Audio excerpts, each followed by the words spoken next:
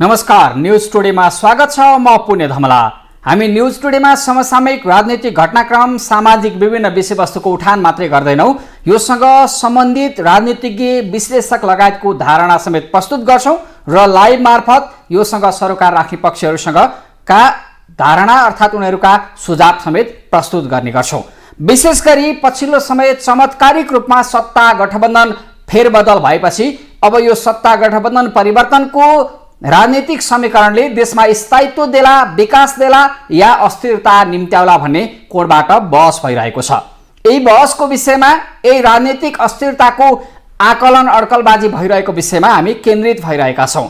विशेष गरी सत्तारूढ गठबन्धनमा आएको फेरबदलले केही दलहरू अर्थात् केही दलका नेताहरू सत्ता पक्षबाट प्रतिपक्षी भूमिकामा पुगेका छन् भने केही दल र केही दलका नेताहरू अर्थात् नेकपा एमालेका नेताहरू प्रतिपक्षी भूमिकाबाट सत्ता पक्षको भूमिकामा पुगेका छन्। राष्ट्रिय स्वतन्त्र पार्टी पूर्व सञ्चारकर्मी रवि लामिछाने नेतृत्वको राष्ट्रिय स्वतन्त्र पार्टी रासोपाका नेताहरू समेत प्रतिपक्षी भूमिकामा बसेर खबरदारी गरिरहने, सरकारले गरेका काम कारबाहीमा प्रश्न उठाउने ठाउँबाट यति बेला जवाब दिनुपर्ने अर्थात् काम गरेर देखाउनु पर्ने ठाउँमा पुगेका छन्। हिजो प्रतिपक्षी भूमिकामा रहँदा खरो उत्रिएको नेकपा एमाले अर्थात् नेकपा एमालेका सांसदहरू यति बेला प्रतिपक्षी भूमिकाबाट सत्ता पक्षको भूमिकामा पुगेका छन्। अर्थात् सरकारमा रहेका दलले प्रधानमन्त्री पुष्पकमल दाहाल प्रचण्डले गरेको काम कारबाहीलाई उनीहरूले सघाउनु पर्नेछ।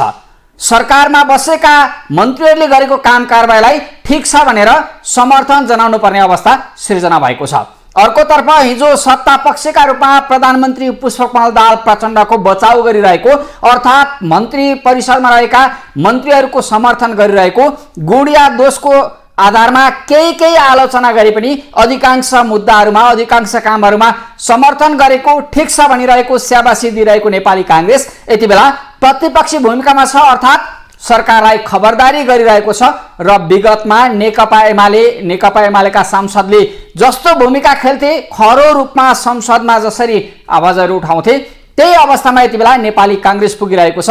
नेपाली कांग्रेसका सांसद र नेताहरू पुगिरहेका छन्। फेरिएको सत्ता समीकरण चमत्कारिक देखिए पनि सत्तारूढ दलका कतिपय नेताहरूले भने यो दिगो हुने, सुझबुझपूर्ण तरिकाले सत्ता गठबन्धन परिवर्तन गरिएको र विचार मिल्ने, एउटा सिद्धान्त मिल्ने पार्टीहरू बीच अर्थात् वामपन्थीहरूको ध्रुवीकरण भएको र सँगसँगै वामपन्थीको एकताबाट समाजवाद उन्मुख बन्न, देशलाई विकास दिन, जनतालाई राहत र सहुलियत दिन अर्थात् सुखी नेपाली, समृद्ध नेपालको सपना साकार पार्न यो गठबन्धन बनाएको दाबी उनीहरूले गरिरहेका छन्। अर्थात् वामपन्थी घटकहरूले नेकपा एमालेका नेताहरू, स्वयं एमाले अध्यक्ष केपी शर्मा ओली यो गठबन्धन भत्काएर, विगतको गठबन्धन भत्काएर यो बनाउन सफल भएकोमा औधी खुसी छन्।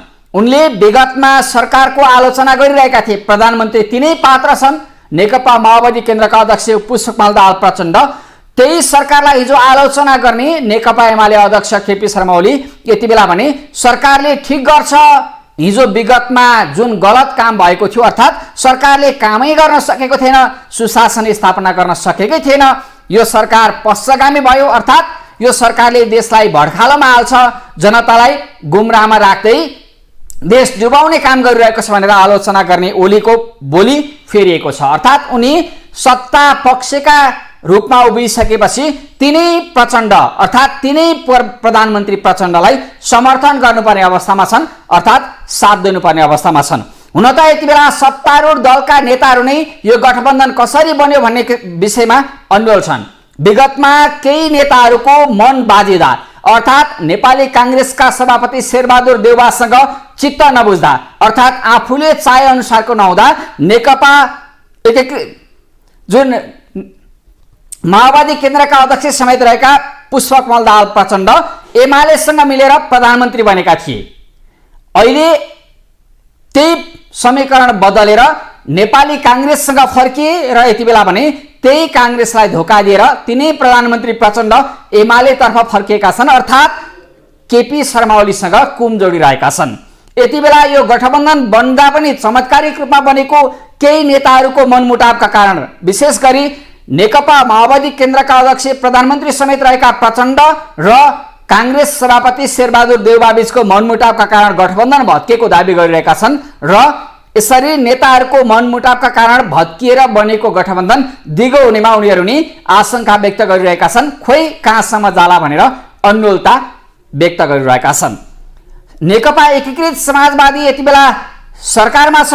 वामपन्थीहरूको समाजवादी दलहरूको बहुमत रहेको अर्थात् समाजवाद उन्मुख वामपन्थी विचारधारा बोक्नेहरू दलको बाहुल्य रहेको गठबन्धन छ। यति बेला सत्ता सञ्चालन गरिरहेको छ अनि तिनै एकीकृत समाजवादीका नेताहरू भनिरहेका छन् खोइ कहाँसम्म पुगिन्छ, गन्तव्य अन्यल छ। अनि उनीहरूले सरकारमा सहभागी हुनु भनेको केवल अरूको पछि लागेर जानु होइन, शक्ति पद र हरेक भागभण्डामा सम्मानजनक स्थान चाहिन्छ भनेर दाबी गरिरहेका छन्। सबैभन्दा पहिला हामी एकीकृत समाजवादीका नेता शेरबहादुर कुँवरले के दाबी गरिरहेका छन् त, एकीकृत समाजवादी यो सरकारमा किन सामेल भएको छ अनि एकीकृत समाजवादीले भनेअनुसार नै गठबन्धन दल अगाडि बढ्ला त अर्थात् यो सरकार चल्ला त, यो धारणा नेकपा एकीकृत समाजवादीका नेता शेरबहादुर कुँवरले व्यक्त गरेको विचार देखाउँछौँ अबको क्रममा। राजनीतिमा अनेक खालका दाउपेचहरू भइरहन्छन्। राजनीति सोझो बाटो हिँड्दैन भनिन्छ त, त्यसैले यो अहिलेको नयाँ सत्ता समीकरण पनि 81 भएको हो। यसमा हामी र हाम्रो दल पनि अनभिज्ञ नै थियो र हाम्रो दलका नेताहरूले त्यो कुरा आम रूपमा मिडिया मार्फत र संसदमा पनि बोल्नु भएको छ, यहाँहरूलाई जानकारी भएको होला। मुख्य कुरा के भन्दाखेरि नेपाली काङ्ग्रेस र माओवादी केन्द्रको बिचमा आएको तिक्तता, अब कार्यशैलीका कुरा हुन् या के विषयले उहाँहरूको बिचमा तिक्तता आयो त्यो हामीले बुझ्ने कुरा आएन र मुख्य यो सत्ता समीकरण परिवर्तन हुनुको कारण त्यही हो। विगतमा पनि नेकपा एमाले र माओवादी केन्द्रको बिचमा 2 महिनामा नै एक खालको धमिलो पनि आयो, उहाँहरूको बिचमा कटुता आयो। त्यसको कारण आशंकाको बिचमा सत्ता समीकरण भयो र नेपाली काङ्ग्रेससँग हुन गयो र अहिले पनि 81 त्यो भएको छ र यसको उद्देश्य आदि इत्यादि भन्दा पनि अहिले भन्नु पनि बडा गाह्रो छ। सरकारमा खास गरी हङ पार्लियामेन्टमा त को विशेषता नै यही हो, अस्थिरता होइन। हाम्रो जस्तो देशमा समावेशी जुन सिद्धान्तका आधारमा हामीले पार्लियामेन्ट बनायौँ, 2-3 खालको निर्वाचन प्रणाली पनि बनायौँ, एउटा प्रत्यक्ष, एउटा समानुपातिक, एउटा राष्ट्रपतिबाट मनोनयन गर्ने गरी 3 खालको निर्वाचन प्रणाली राष्ट्रिय सभामा छ क्या अरे। अब तल त 2 खालको भनौँ न।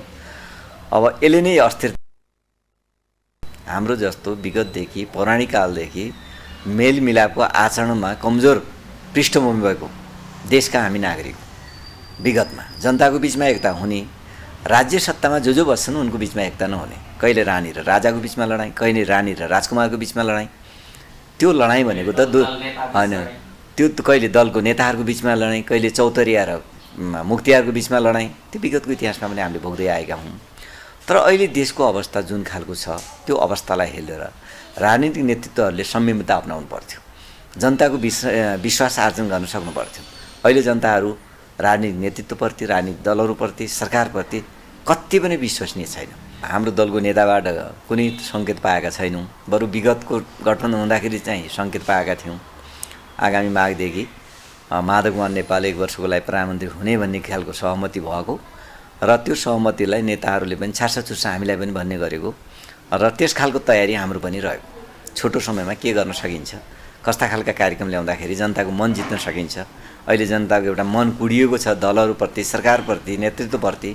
यसलाई हामीले केही कार्यक्रमहरू गरेर कसरी सहज बनाउन सकिन्छ भन्ने कुरामा हामी केन्द्रित थियौँ।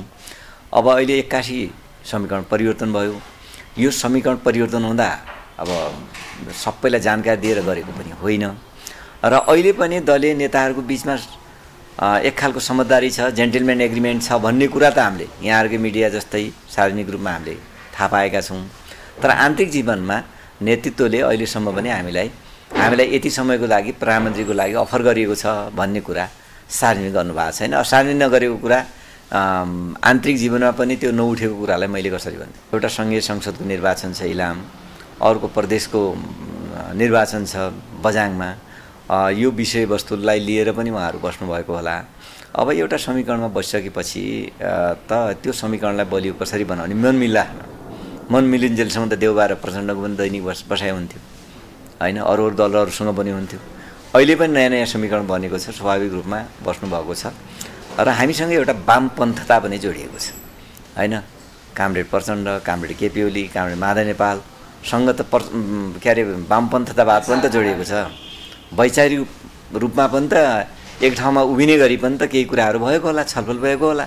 त बस्नुपर्ने विषय वाम एकताको प्रक्रिया यहाँबाट थाहा हुन पनि सक्छ, हुन त यहाँको नेताहरूले बारम्बार उठाउनु भएको थियो। नेपालमा अपरजट हुने गर्छन् जे कुराहरू पनि, तिक्तताको कुरा पनि अपरजट हुने गर्छन्, मेलमिलापको कुरा पनि अपरजट हुने गर्छ।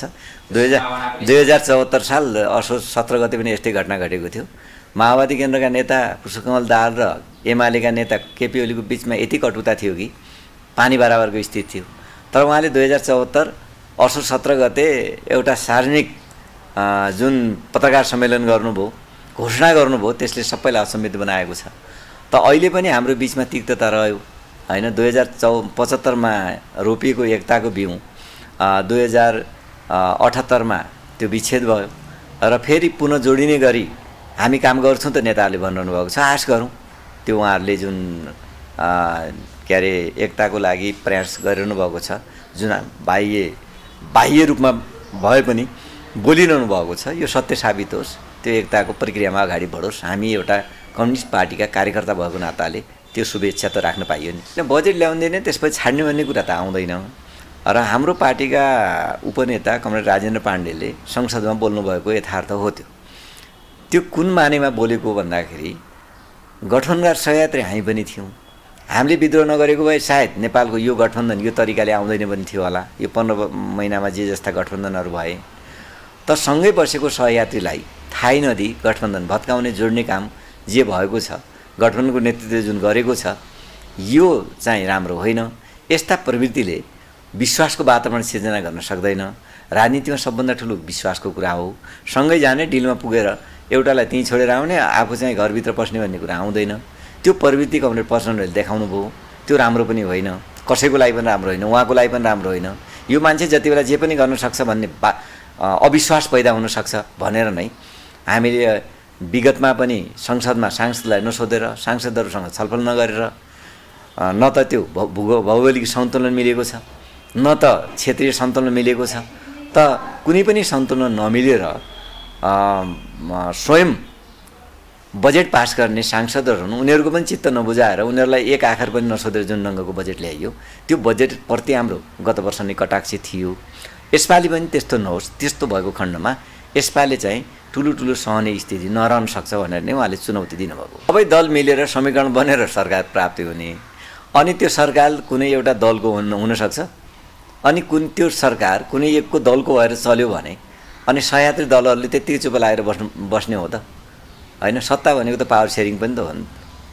सत्ताको रूपमा प्राप्त हुने सबै खालका पावरहरूलाई सेयरिङ गर्नुपर्ने पनि त होला नि। एउटाले चाहिँ ठुल्ठुलो हेरिरहने, अर्कोले चाहिँ रजाइ गर्ने त हुँदैन नि त होइन।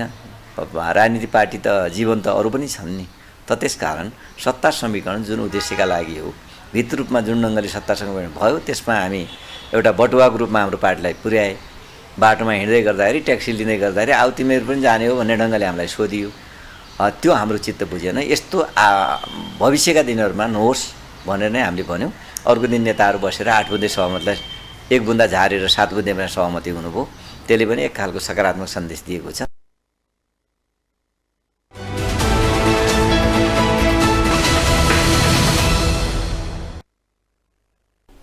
हो, फेरिएको सत्ता समीकरणको सहयात्री बनेको छ नेकपा एकीकृत समाजवादी। तर नेकपा माओवादी केन्द्रका अध्यक्ष समेत रहेका प्रधानमन्त्री पुष्पकमल दाहाल प्रचण्डको प्रवृत्तिसँग झस्किएको छ एकीकृत समाजवादी दल। उसले भनिरहेको छ विगतमा सत्ता सहयात्राका सहयात्री दलहरूलाई थाहै नदिई गठबन्धन बनाउने र भत्काउने जुन खेल खेलियो, जसले अविश्वास बढाइरहेको छ, विश्वास गर्ने आधार देखिएको छैन भनिरहेको छ। र अब आउने बजेट र सरकार सञ्चालनका पावर सेयरिङ अर्थात् भागवण्डामा सम्मानजनक स्थान पाइएन भने चुप लागेर ठुलो हेरेर नेकपा एकीकृत समाजवादी बस्दैन भनेर उनीहरूले भित्रभित्रै गठबन्धनको सहयात्री दल भएर पनि चेतावनी दिइरहेका छन्। अर्थात् सत्ता सहयात्रा गर्दा अब शक्ति सन्तुलनको अर्थात् भागवण्डाको नियुक्तिको भागभण्डा, मन्त्रीको भागभण्डा, प्रदेश सरकारको भागभण्डामा सम्मानजनक स्थान चाहिन्छ भनिरहेका छन् र भित्रभित्रै नेकपा एकीकृत समाजवादीका अध्यक्ष माधव कुमार नेपालले विगतमा जुन सहमति गरेका थिए 1 वर्ष भए पनि प्रधानमन्त्री बन्ने र जनतामा उब्जिएको निराशालाई चिर्नका निम्ति केही लोकप्रिय काम गरेर भए पनि एउटा विश्वास आर्जन गर्ने, आफ्नो दललाई अलिकति शक्तिमा फर्काउने अर्थात् जनताको मन जित्ने गरी 1 वर्षै भए पनि केही देखाउने फन्डा गर्ने रणनीतिमा एकीकृत समाजवादीका अध्यक्ष माधव कुमार नेपाल छन्। यसले पनि यो गठबन्धनभित्र प्रवेश गरे पनि अर्थात् गठबन्धनको सहयात्री बने पनि नेकपा एकीकृत समाजवादी सशङ्कित छ र उसले तत्कालै सरकारमा सहभागी भए पनि सबै कुरा स्वीकार्न सकिन्न भनेर घुर्की लगाइरहेको छ। यो घुर्कीको अवस्थाले पनि देखिएको छ यो गठबन्धनको दिगोपनमा आशंका उब्जिएको छ। हुन त सत्तारूढ दल होइन, प्रतिपक्षी दल होइन, सत्तारूढ दलका सहयात्री दलहरू नै सशङ्कित छन् र प्रधानमन्त्री प्रचण्डको प्रवृत्तिबाट झस्केका छन्। उनीहरूले कुन बेलामा धोका खानुपर्ने हो, कुन बेलामा प्रधानमन्त्री प्रचण्डले फड्को मार्ने हुन् भन्ने विषयमा अन्यल देखिएको छ। उनीहरू झस्किरहेका छन्। सत्तारूढ दल मात्रै होइन, प्रमुख प्रतिपक्षी दलका नेताहरूले पनि यो गठबन्धनका गतिविधिलाई डरोसँग खरोसँग प्रश्न उब्जाइरहेका छन्। सरकारमा सहभागी भएका मन्त्रीहरूलाई प्रश्न उठाइरहेका छन् र सरकार जिम्मेवार बन्नुपर्छ भनेर खबरदारी गरिरहेका छन् र प्रमुख प्रतिपक्षी दलका नेताहरूको खबरदारीले पनि यो गठबन्धनको कमजोरी केलाउँदै यो गठबन्धन ढाल्नका निम्ति भरपूर प्रयास गरेको देखिएको छ। यति बेला जनता समाजवादी पार्टीका नेताहरू स्वयं अध्यक्ष समेत सरकारमा सहभागी भएका छन्। यो गठबन्धन सरकार अर्थात् फेरिएको सत्तारूढ गठबन्धन वामपन्थी अर्थात् वामपन्थी समाजवादी धार बोक्ने दलहरूको बहुमत रहेको गठबन्धन जस्तो देखिएको छ। हुन त रासोपा राष्ट्रिय स्वतन्त्र पार्टी पनि यसमा सहयात्री दलका रूपमा मिसिएको छ, तर अधिकांश दलहरू वाम विचारधारा समाजवादी विचारधारालाई अगाल्ने दलहरू रहेका छन्। उनीहरूले यो व्यवस्थालाई बलियो बनाउन, संहितालाई मजबुत बनाउन र संविधान लेखनदेखि परिवर्तनका एजेन्डालाई संस्थागत गर्नका निम्ति एकजुट हुनुपर्छ, बलियो शक्ति चाहिन्छ भनेर खबरदारी गरिरहेका छन्। उनीहरूले आफैमाथि पनि प्रश्न औलाइरहेका छन्। अब सुधारिएर एक हुनुपर्छ, वामपन्थी विचारधारा बोक्ने समाजवादी विचारधारा बोक्ने दलहरू एक हुनुपर्छ भनेर आफैमाथि शुद्धिकरणको खाँचो औलाइरहेका छन्। आखिर जनता समाजवादी पार्टीका अध्यक्ष समेत रहेका स्वास्थ्य तथा जनसङ्ख्या मन्त्री उपेन्द्र यादवले के भनेका छन् त यो गठबन्धनलाई बलियो बनाउन, वामपन्थी विचारधारालाई बलियो बनाउन र परिवर्तनलाई संस्थागत गर्न। अबको क्रममा जनता समाजवादी पार्टीका अध्यक्ष समेत रहेका स्वास्थ्य तथा जनसङ्ख्या मन्त्री उपेन्द्र यादवको यो अभिव्यक्ति हेरौँ। समानता र सामाजिक न्याय भएन भने लोकतन्त्रको कुनै अर्थ रहँदैन। हामीले सङ्घर्ष गरेर सङ्घीय लोकतान्त्रिक गणतन्त्र नेपाल त बनायौँ, तर समानता, सुशासन र सामाजिक न्याय, खास गरिकन सामाजिक न्याय र समानताको अभावमा लोकतन्त्र र गणतन्त्र एउटा निश्चित समुदाय, निश्चित वर्ग, निश्चित विशेष समुदायको जो अधिकार अवसरमा पुगेका हुन्छ उनको खेलौना भएर मात्रै रहन्छ। त्यसले गर्दाखेरि पहिचान, समानता, सामाजिक न्याय र सबैको चाहिँ के छ भने भागीदारी, प्रतिनिधित्व, साझेदारी हुने समावेशी लोकतन्त्रले नै सङ्घीय गणतन्त्रलाई सार्थक र महत्त्व बनाउँछ र नेपालको विविधतालाई एकतामा बाँधेर समृद्धिको बाटोमा अगाडि बढाउँछ।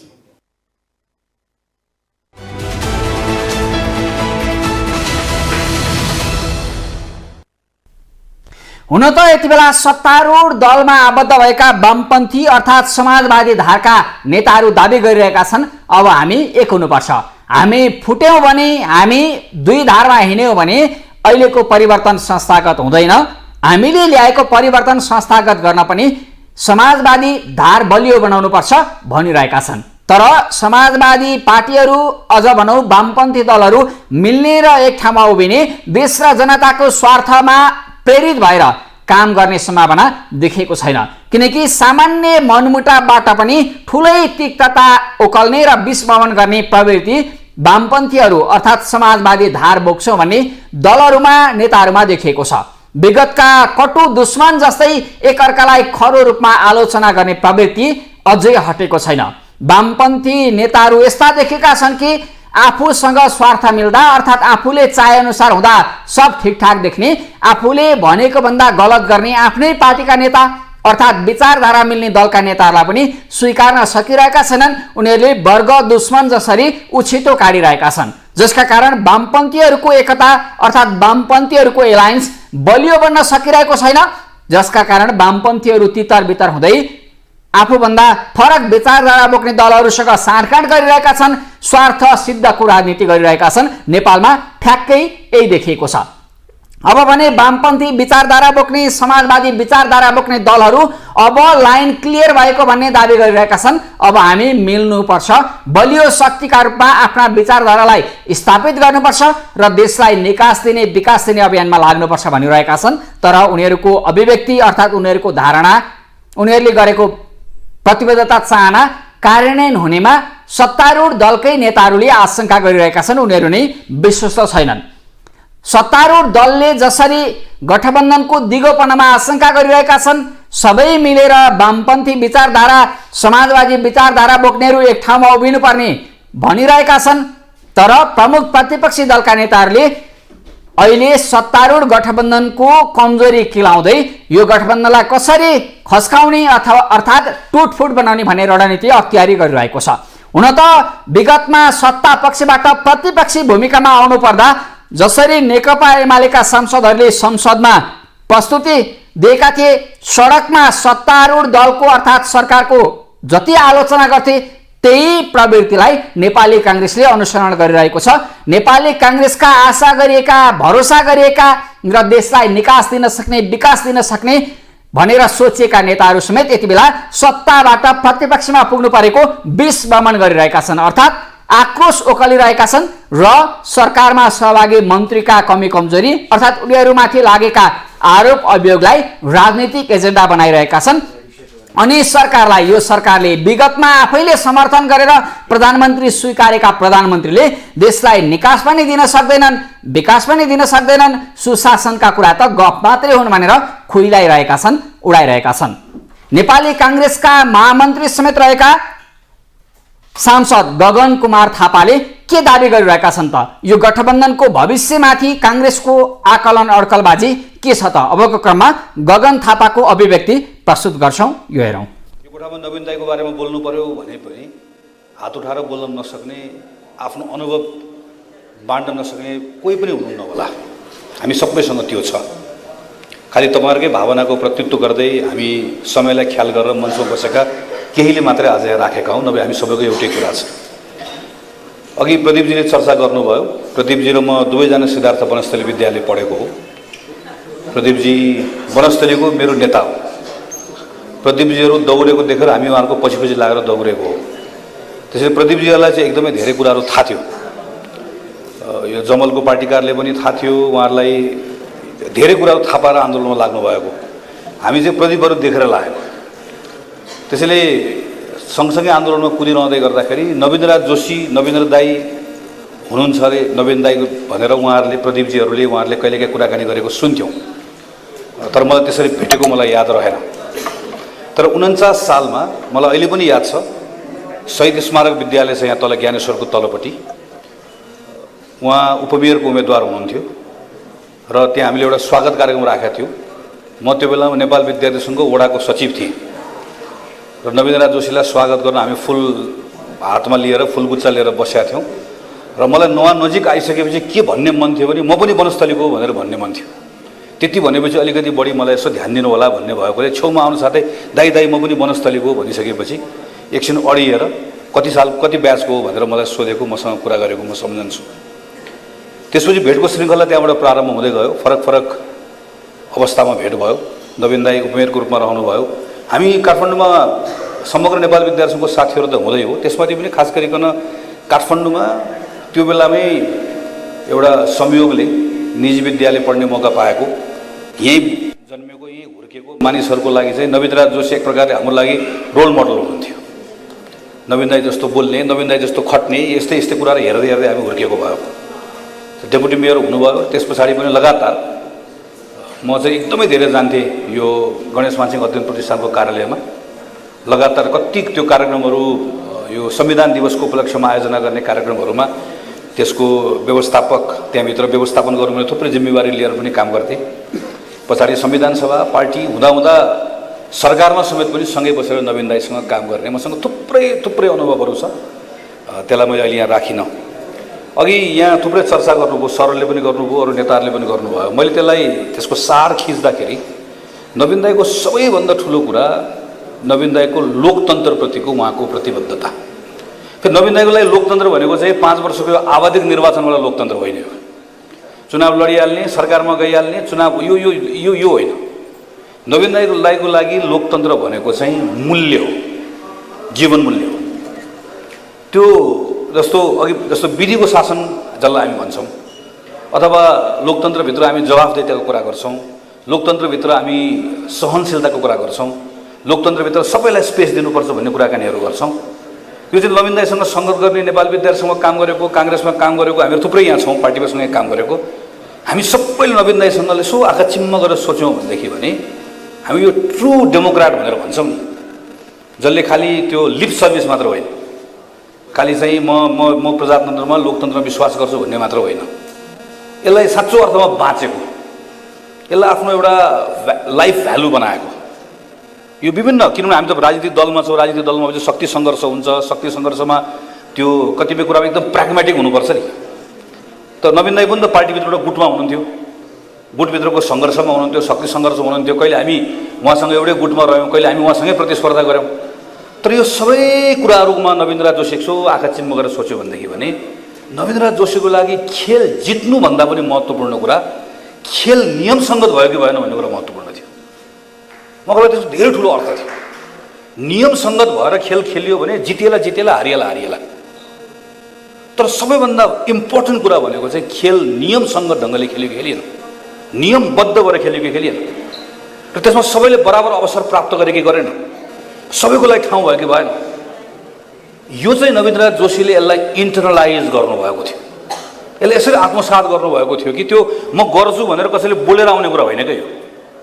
यो थाहा नपाइकन व्यक्त हुन्छ, यो आफ्नो निर्णयहरूमा व्यक्त हुन्छ, आफूले लिने अडानहरूमा व्यक्त हुन्छ, आफूले गर्ने सम्झौताहरूमा व्यक्त हुन्छ। नवीन्द्र जोशीमा यो थियो, त्यो विनयशीलता, त्यो विनम्रता, त्यो आफूलाई पटक्कै मन नपरेको मान्छे छ, अगाडि छ वा पटक्कै मन नपरेको कुरा छ, तर पनि उसले त्यो कुरा राख्न पाउनुपर्छ भनेर भन्ने कुरा, चाहे त्यो पार्टीभित्रको शक्ति सङ्घर्षमा होस्, चाहे त्यो आन्दोलनको बेलामा होस्, त्यो कटुता, त्यो व्यक्तिगत रूपमा रहने तिक्तता त्यो हामी भेट्दैनथ्यौँ। मलाई लाग्छ हामी भन्दा पनि अझै नौजवान साथीहरू आइराख्नु भएको छ। नवीन्द्र जोशीबाट उहाँलाई उहाँको व्यक्तित्वबाट सिक्ने सबभन्दा महत्त्वपूर्ण कुरा यो भन्ने म ठान्छु। नवीन दाईको दोस्रो कुरा जसको बारेमा चर्चा भइसकेको छ त्यो भनेको उहाँको अर्को महत्त्वपूर्ण कुरा भन्नु भनेर मलाई भन्यो भने म चाहिँ त्यो लगनशीलतै हो भनेर भन्छु। उहाँको मेहनतै हो। एउटा हुटुटी थियो, जस्तो मलाई याद छ संविधान सभामा हामीहरू गयौँ, नवीन दाई चुनाव जितेर आउनुभयो काठमाडौँबाट, गाह्रो बेला थियो, माओवादीको एकदम दबदबा भएको संविधान सभा थियो। म पनि यो पार्टी लिस्टबाट संविधान सभामा गएँ। त्यो संविधान सभाभित्र गइसकेपछि गिरिजाऊ नै प्राइम मिनिस्टर हुनुहुन्थ्यो, नयाँ प्रधानमन्त्री पुष्पकमल दाहाल आइसक्नु भएको थिएन, त्यो बिचको समय थियो, कति 10-12 दिन भएको थियो होला। तर संविधान सभाभित्र अब नवीन दाईमा छटपटी सुरु भइसक्यो। अब के काम गर्ने, अब यतिकै बस्नै नसक्यो।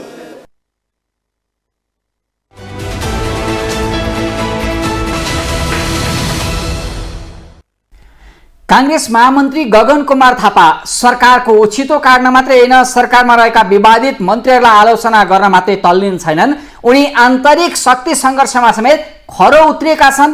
अर्थात् उनीले आन्तरिक शक्ति सङ्घर्ष अर्थात् काङ्ग्रेसभित्र समेत शक्ति आर्जन गरेर आफू निकटका नेताहरूलाई, आफ्नो विपक्षका नेताहरूलाई समेत प्रभावमा पार्न खोजिरहेका छन्। आफ्नो पक्षमा ल्याएर पार्टीभित्रै हस्तक्षेपकारी भूमिका खेल्ने रणनीति अख्तियारी गरिरहेका छन्। जुन अभिव्यक्ति, जुन विचार यहीसँग ठ्याक्कै मिल्ने खालको छ।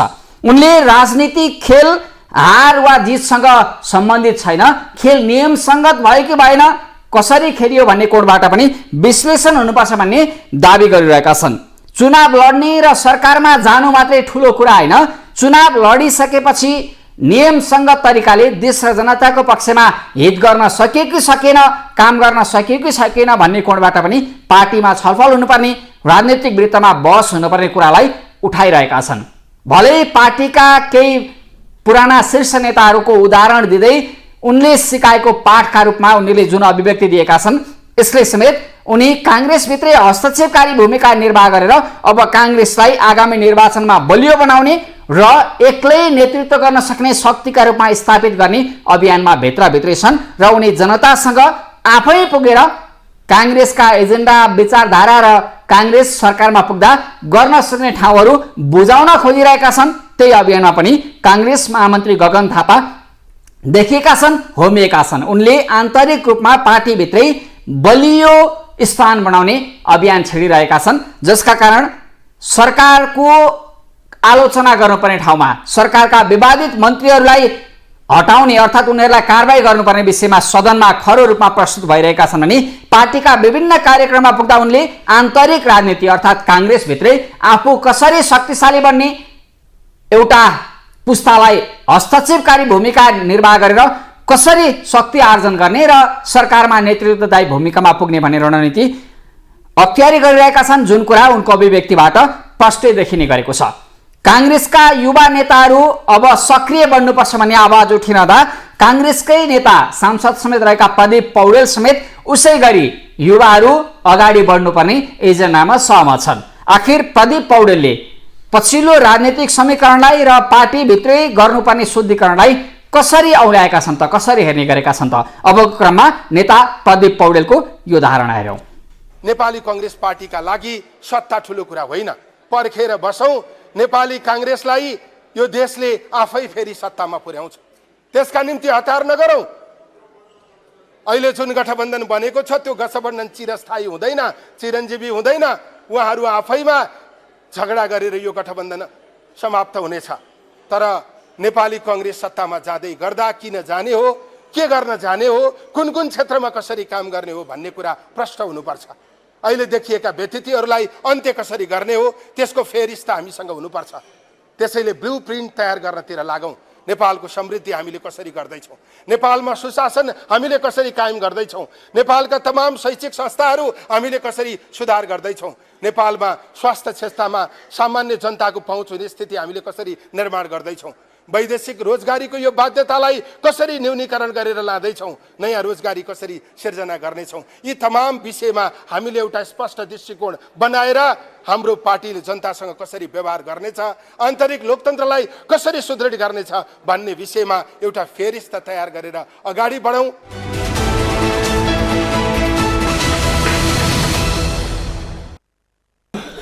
काङ्ग्रेसमा सत्ता पक्षबाट प्रतिपक्षी बन्नु परेको पीडा छ, जुन नेताहरूको अभिव्यक्तिबाट प्रष्टै झल्किने गरेको छ। अनि उनीहरूले भनिरहेका छन् अब काङ्ग्रेसले सत्ता फर्काउने, सत्तामा फर्किनका निम्ति मरिहत्ते गर्ने होइन, जनताले आफै काङ्ग्रेसलाई सत्तामा पुर्याउनेछन्। त्यसरी काम गर्नुपर्छ। काङ्ग्रेसले आफैभित्र लोकतन्त्रलाई स्थापित गर्नुपर्छ र जनताका माग र मुद्दालाई प्रतिपक्षी भूमिकामा खरोसँग उठाउनुपर्छ।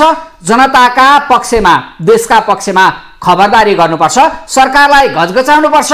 अनि आगामी निर्वाचनबाट काङ्ग्रेसलाई जनताले नै सरकारमा पठाउनेछन्, ठुलो दल बनाउनेछन्, सरकारको नेतृत्व गर्न सक्ने शक्तिका रूपमा स्थापित गर्नेछन् भन्ने विचार काङ्ग्रेस नेता प्रदीप पौडेलले अभिव्यक्त गरिरहेका छन्।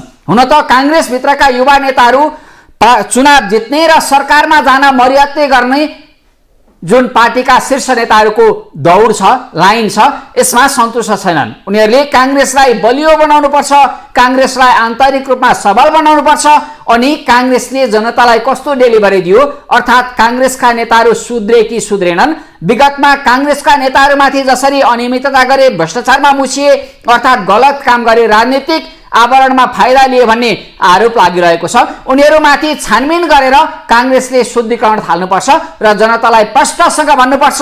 अनि काङ्ग्रेसलाई जनताले नै निर्वाचित गरेर बहुमत सहित सरकारको नेतृत्व गर्ने अवस्थामा पुर्याउनेछन् भन्ने दाबी अधिकांश काङ्ग्रेसका युवा नेताहरूले गरिरहेका छन्। तर सत्ताको झिना जम्तीमा सत्ता जसरी पनि प्राप्त गर्नुपर्छ भन्ने एजेन्डामा लागेका काङ्ग्रेस सभापति शेरबहादुर देउवा लगायतका पहिलो तहका नेताहरू भने सत्तामा कसरी फर्किने भन्ने उही रणनीतिमै देखिएका छन्, जसरी यो रणनीति विगतमा एमाले अध्यक्ष केपी शर्मा ओलीले अख्तियारी गरेका थिए। उनले यो गठबन्धनलाई विभिन्न आक्षेप लगाउँथे। पछिल्लो समय नेकपा माओवादी केन्द्रका अध्यक्षसँग निकटता बढिसकेपछि उनले नेपाली कांग्रेसका सभापति सहितका नेताहरूलाई गाली गर्न थालेका थिए, जुन कुरा गठबन्धन फुटिसकेपछि सतहमा आफै प्रष्ट भएको थियो। अहिले कांग्रेसभित्र समेत यो गठबन्धनलाई कसरी फुटाउने, कमजोर बनाउने, गठबन्धनका सहयात्री दलहरूलाई कसरी गलाउने, गिराउने भन्ने कोणमा केन्द्रित देखिएको छ। यो सत्ताको खेलबाट यति बेला सत्ता पक्ष र प्रतिपक्षको जुवारी मात्रै चलेको छैन, सत्तामा कसरी फर्किने, सत्ता कसरी प्राप्त गर्ने र कसरी टुटाउने, फुटाउने, गिराउने भन्ने नेपाली राजनीतिको संकेत अर्थात् नेपाली राजनीतिको प्रवृत्ति समेत देखिएको छ पछिल्लो राजनीतिक घटनाक्रममा। आखिर पछिल्लो राजनीतिक घटनाक्रमहरूलाई विश्लेषकहरूले कसरी हेरिरहेका छन् त? यो गठबन्धनको दिगोपनामा कसरी विश्वस्त छन् र सँगसँगै यो गठबन्धन भित्रको शक्ति सङ्घर्ष चलिरहँदा अर्थात् राजनीतिक दलबीच शक्ति सङ्घर्ष चलिरहँदा कुन कोणबाट विश्लेषण भइरहेको छ त?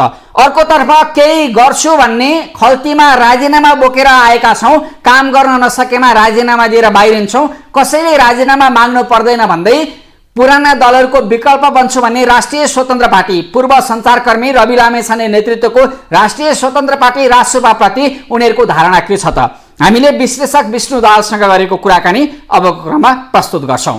यो हेरौँ। अप्राकृतिक गठबन्धन थियो, अहिले यसलाई समीकरण भनिरहेछन् होइन। जस्तो हिजो अप्राकृतिक गठबन्धनमा चाहिँ हिजो मत मागेका थिए, अप्राकृतिक भए पनि जस्तो काङ्ग्रेसले जित्दा माओवादीको मत थियो। अहिलेको चाहिँ के छ भने मताधिकारै प्रयोग नगरेको समीकरण हो। त्यस हुनाले यो टेम्पोररी हुन्छ, त्यो नै टेम्पोररी भएपछि यो राजनीतिमा चाहिँ यो पर्मानेन्ट हुन्छ कुरो देखिन्न। त्यसो भने यो गठबन्धनभित्रको फेरि कम्पोनेन्टहरूमा के छ भने लार्जेस्ट पार्टी सबैभन्दा सानो स्टेक लिएको छ कि भनेको महत्त्वपूर्ण मन्त्रालय एमालेसँग छैन।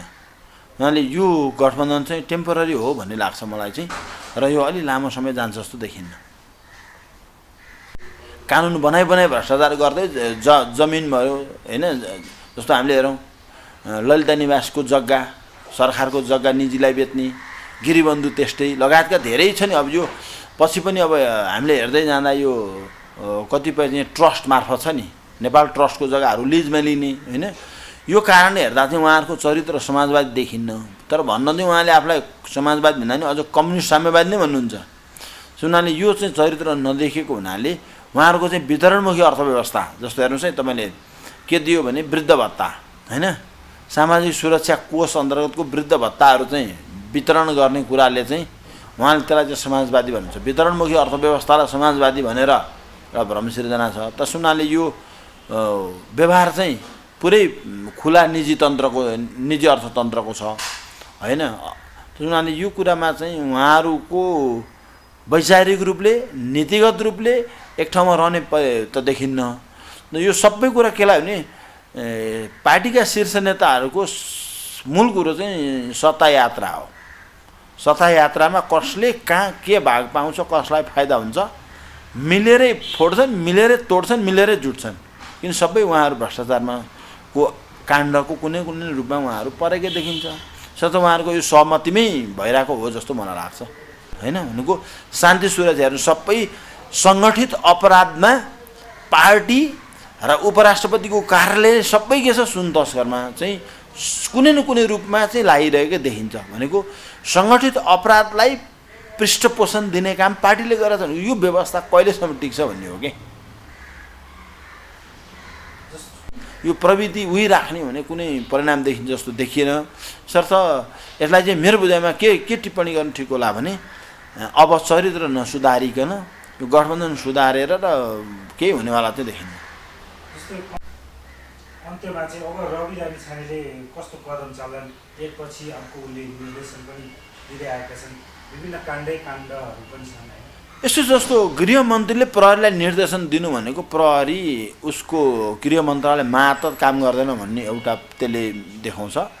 अब मलाई लाग्छ उनी काण्ड त धेरै छन्। जस्तो कृष्णबहादुर महरालाई चोख्याएर निस्के नि उनी, जब उनी थुनामुक्त हुने बित्तिकै उनी जुन रवि करुणाको कुरा आयो नि, त्यो आउने बित्तिकै रविमाथिको जनताको भरोसा चाहिँ सर्लक्क घटेको देखिन्छ र उनले अब यसलाई चाहिँ राज्य सत्ता हुन त एउटा वर्गले अर्को वर्ग विरुद्धको प्रयोग गर्ने हतियारको रूपमा देखिन्छ संसारमै हैन। उनले चाहिँ यसलाई निर्माणमा कसरी प्रयोग गर्छन् र त्यसले परिणाम के दिन्छ भन्नेले चाहिँ रविको आगामी भविष्य र राजनीतिक यात्रालाई चाहिँ कति पर जान्छन् भन्ने तय गर्छ भन्ने लाग्छ। काण्ड होला हैन, तर त्यो काण्डमा रविले चाहिँ अरू काण्डसँग सम्झौता गरे कि भन्ने आम मानिसको छ नि शङ्खालाई चाहिँ रविले कसरी चिर्छन् भन्ने चाहिँ हो।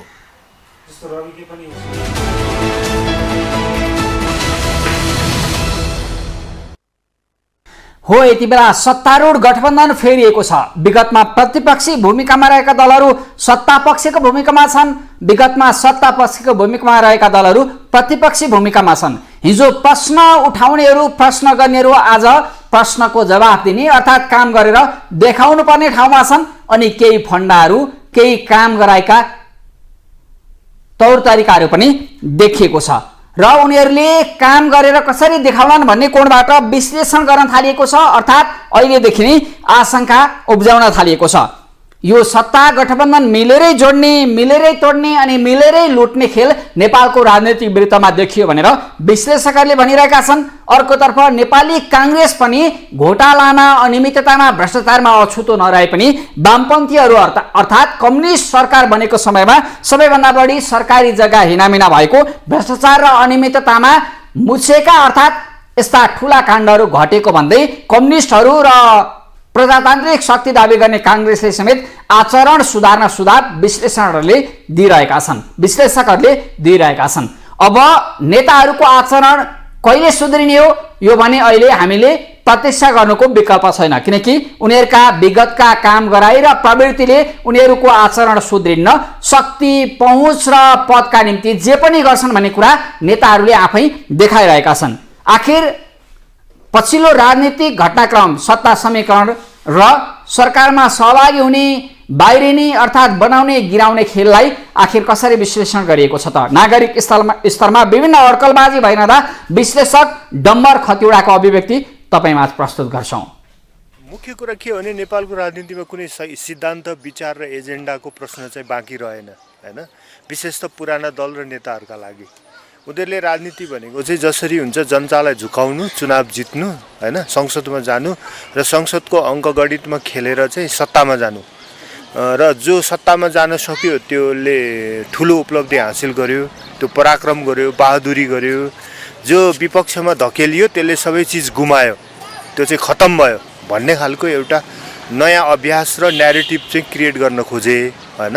यसले चाहिँ हाम्रो राजनीतिलाई चाहिँ अवसरवाद र अनैतिकतातिर लग्यो र यस्तो राजनीतिलाई चाहिँ ध्रुवीकरण भनिँदैन। ध्रुवीकरणका चाहिँ निश्चित आधारहरू, मुद्दाहरू, मापदण्डहरू हुन्छन् र निश्चित आधार, मुद्दा र मापदण्डका आधारमा राजनीतिक शक्ति र दलहरू एकातिर हुने र अर्का खालका अर्कोतिर हुने प्रक्रियालाई चाहिँ हामी ध्रुवीकरण भन्छौँ। यो चाहिँ ध्रुवीकरण नभएर अङ्कगणितको खेल र सत्ता लिप्सा मात्रै हो भन्ने मलाई लाग्छ र यो प्रवृत्तिले नै नेपालका राजनीतिक दल र नेताहरूप्रति चाहिँ आम रूपमा वितृष्णा जागेको छ र राजनीतिप्रति पनि देशमा ठुलो जनगुनासो या वितृष्णा छ।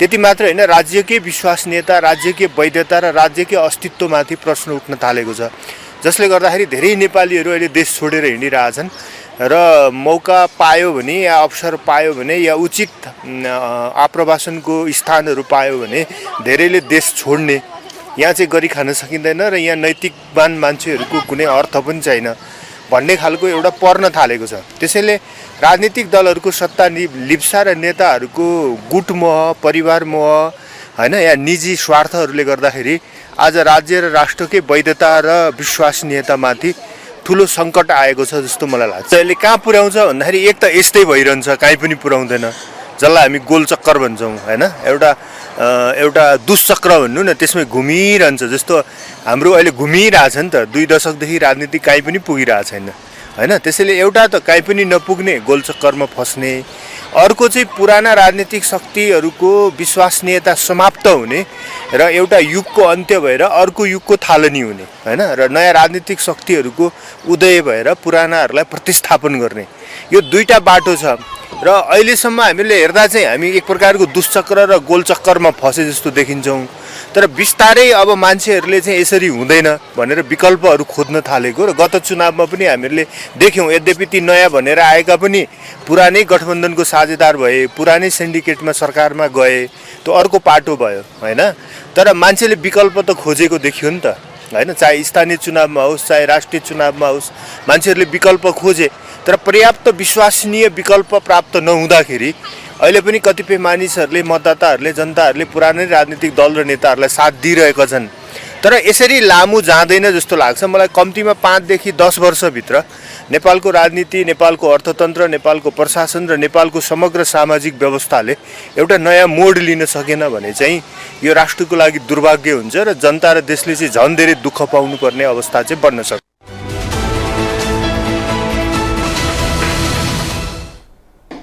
हो, यति बेला राजनीतिक समीकरण फेरिएको छ, सत्ता समीकरण बदलिएको छ।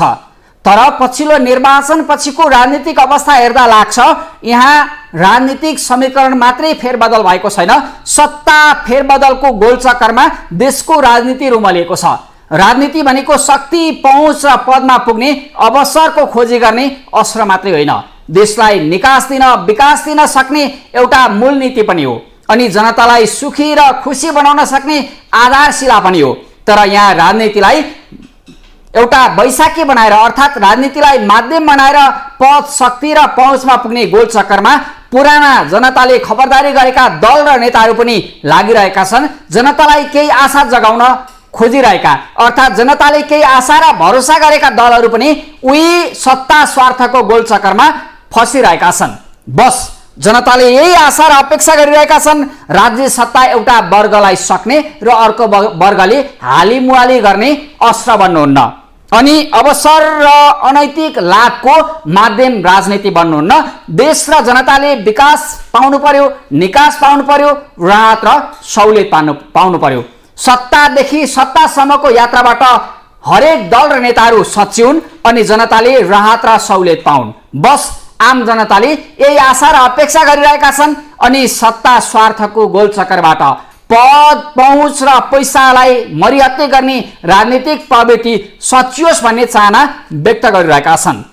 विश्लेषण राजनीतिक कोणबाट मात्रै भएको छैन, यति बेला जनताले समेत नेताहरूले गरिरहेका राजनीतिक खिचातानी अर्थात् सत्ता स्वार्थको राजनीतिक गोलचक्करलाई नजिकबाट निहालिरहेका छन्। अब आउने चुनावमा जनताले एक एक हिसाब गर्नेछन् अनि सत्ता बनाउँदा, गिराउँदा, अवसर, पद र पैसाका निम्ति मरिहत्ते गर्न तल्लीन भएका नेताहरूको अग्नि परीक्षा त्यति बेला सुरु हुनेछ जति बेला निर्वाचन आउनेछ।